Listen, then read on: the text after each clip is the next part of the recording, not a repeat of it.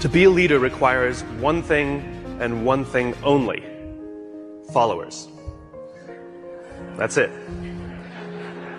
It has nothing to do with rank or title. It has to do with whether others are going to choose, that they volunteer, raise their hands and volunteer to go in the direction that you set. We can force people to do things, we can whip them into shape or offer them all kinds of carrots and sticks to get them to do things, but at the end of the day, a true leader is the one where others raise their hand and say, I will follow you. The question is, why should anyone follow you? Now, the human animal is like a company. If we want to get certain behaviors out of the organization, out of people, we give them certain incentives or disincentives. We are exactly the same. If you want someone to perform, if you want them to hit a goal, we set the target, we set the goal, and we offer them some sort of bonus if they get there, and we incentivize the behavior. If we threaten someone with a punishment, we disincentivize the behavior. Wait till your father comes home. You know, anyone who's a parent with gold stars or bonuses or all kinds of things, we're used to this. This is normal. The human body works exactly the same way.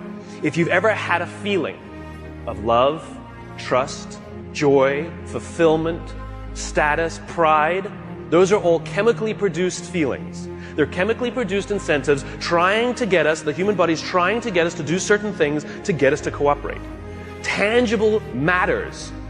We can only see the things we have words for, right? And this is why the leader must provide a clear vision.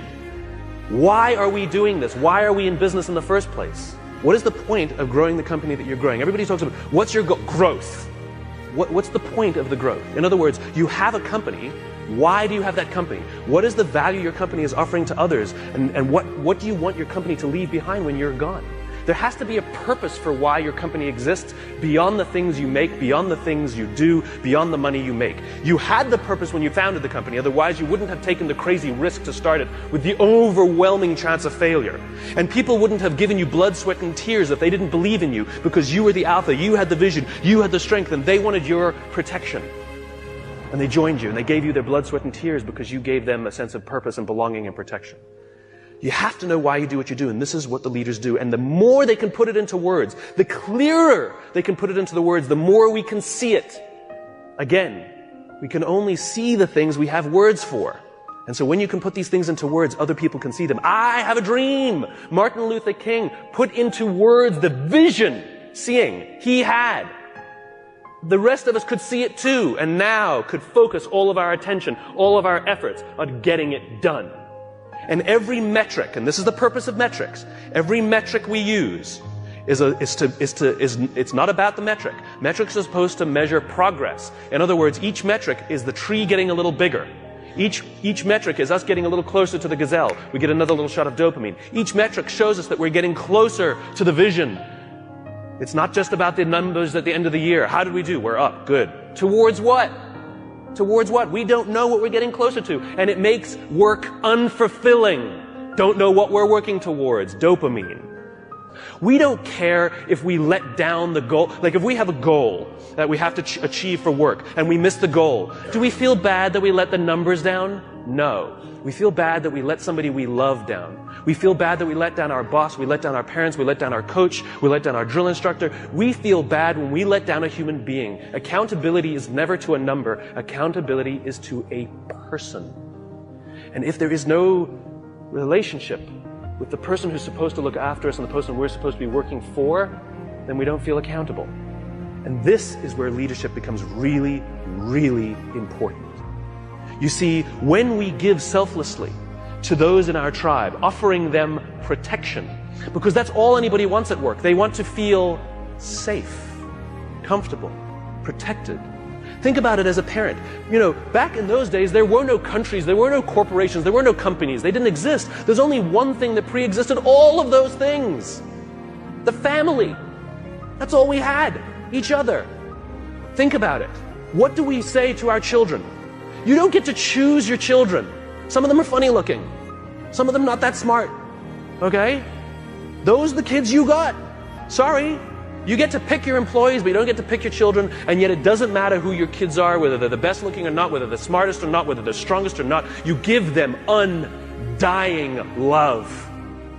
And you don't point out their weaknesses if you're a good parent. You point out their strengths if you're a good parent. You encourage them to do the things that they're good at. And you hold them up, and sometimes you let them fail and learn for themselves, and sometimes you discipline them, and sometimes you prop them up, and sometimes you push them, and sometimes you let them go. And more than anything else, all we want for our children is to achieve more than we could have achieved.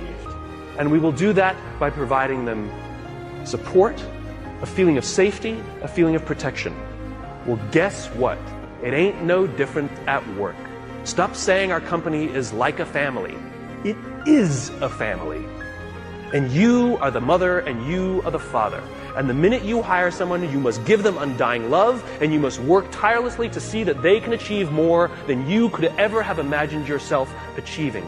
Those are the best leaders. That's what it means to be a servant leader. Any company, any CEO that says to me proudly, we put our customers first, I always say, then that means you put your employees at least second. We put people first. Human beings come first, not numbers. We sacrifice people to save the numbers, but we don't sacrifice the numbers to save the people. A little bit backwards. And yet when we are willing to sacrifice the numbers to save people, you watch what happens to the people.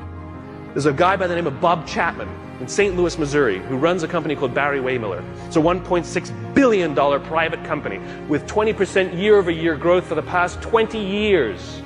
Warren Buffett has 6%. What is Bob's secret? He is obsessed about people. He doesn't even talk about what his company does. It happens to be heavy manufacturing, large capital expenditure machinery. When Kimberly-Clark wants to buy a machine to make toilet paper, they make the machine. Huge, huge blue-collar, sort of good old-fashioned American manufacturing. When the financial crisis hit, Bob's company lost 30% of their revenues off the top. Boom, gone. They could not afford their labor pool at all. And so they sat down and they said, oh my God, do we have to have layoffs? And Bob refused. And so they implemented a furlough program where every employee from CEO to secretary had to take 4 weeks of unpaid time off.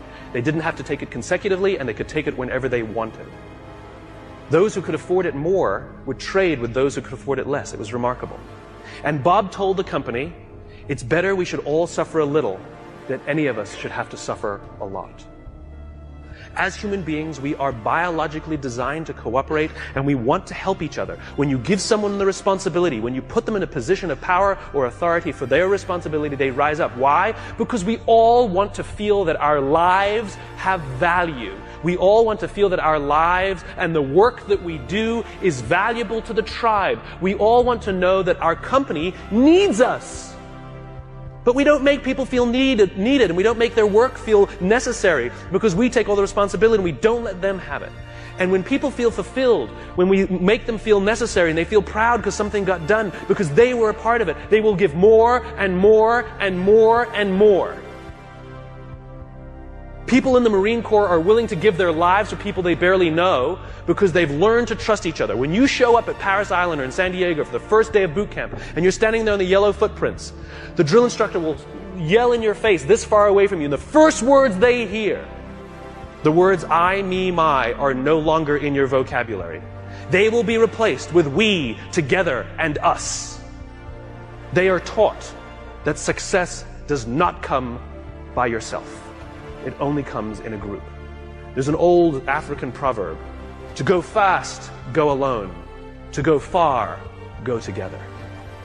We're all talking about how quickly we're growing our companies, but how long will your company last? 80% of the Dow Index are 35 years or younger. Sure, we build fast-growing companies, but they don't last. I watched it. I went to the Crucible and watched these Marines. The Crucible is their final test before they become Marines. They're out for 56 hours. They get 3 meals, a total of 8 hours sleep the entire time. They're exhausted, they're tired, they're dirty, they're working hard. And you watch a fire squad of 4 guys making their way under barbed wire and shots fired and all of this mayhem and dirt and sand, and it's crazy. And they're dragging themselves across the dirt. And one of the guys is tired and starts falling back, but they have to achieve the mission. They've got to get to the other side. But what do? They stop, they go back, they grab his webbing, and they pull. They slowed themselves down because they'd rather slow down with all 4 than go fast with 3. To go fast, go alone. To go far, go together. Next time somebody says, what are your goals? Stop saying to increase top-line revenues by $1 million or $10 million or whatever you want to do next year. And start saying, we're building a company that's going to last 100 years. Watch the changes that happen inside the company. Devote yourself not to firing people, but to give them an opportunity to contribute. And if they fail, help them up. And if they fail, help them up. And if they fail, help them up. And if you really think they're incompetent and you really don't believe they fit your culture, why did you hire them? Because of their resumes? Or because they belong? We should treat hiring like adopting a child. We don't adopt children by saying, well, I'd like a blonde-haired, blue-eyed kid, yay high, and I want to make sure that they've done well in preschool before I take them. Well, that's how we hire people. I'm looking for somebody with experience in our industry, with at least 5 years, with this kind of, oh, you meet it, we'll take you. No, that's not what we do. When we adopt a child, we're going to give them the keys to our house and let them run around by themselves, maybe even give them responsibility over our other children. It's a slow decision. We want to get to know the kid. We want to spend a little time with the kid.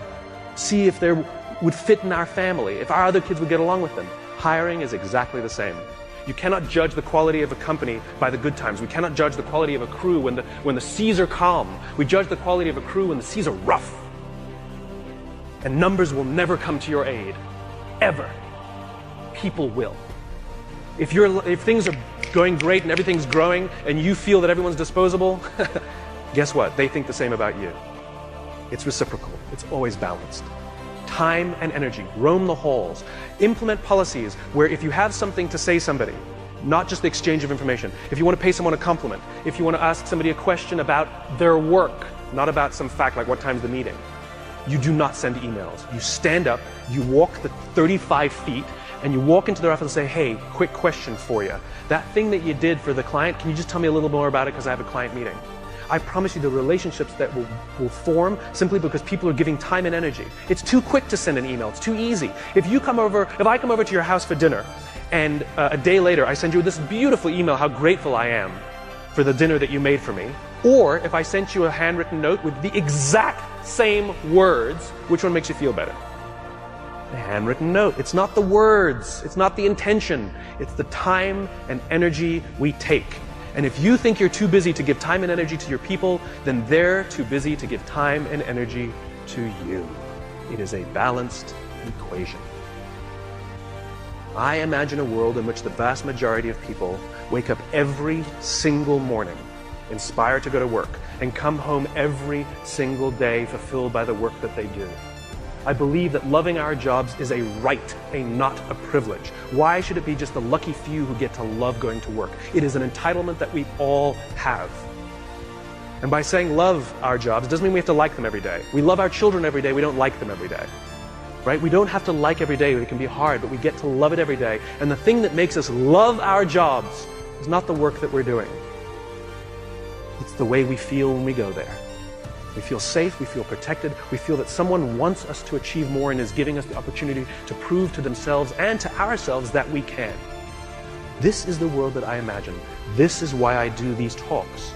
Because I'm just a cog in the wheel, a cog in the machine. I'm just a small piece of the jigsaw puzzle. I come to speak to the nice people like yourselves because you're the ones who are running companies. You're the ones who are in control of the cultures that you're building. You're the ones who determine who you hire and who you don't. Are you hiring based on skills? You're hiring based on culture. I come and share these ideas with you with the hope that some of you will try some of these things, and over the course of time, you will watch your own cultures improve and the people love coming to work. Oh, and by the way, it's good for innovation, it's good for progress, and it's good for profit. Aside. So I thank you very much.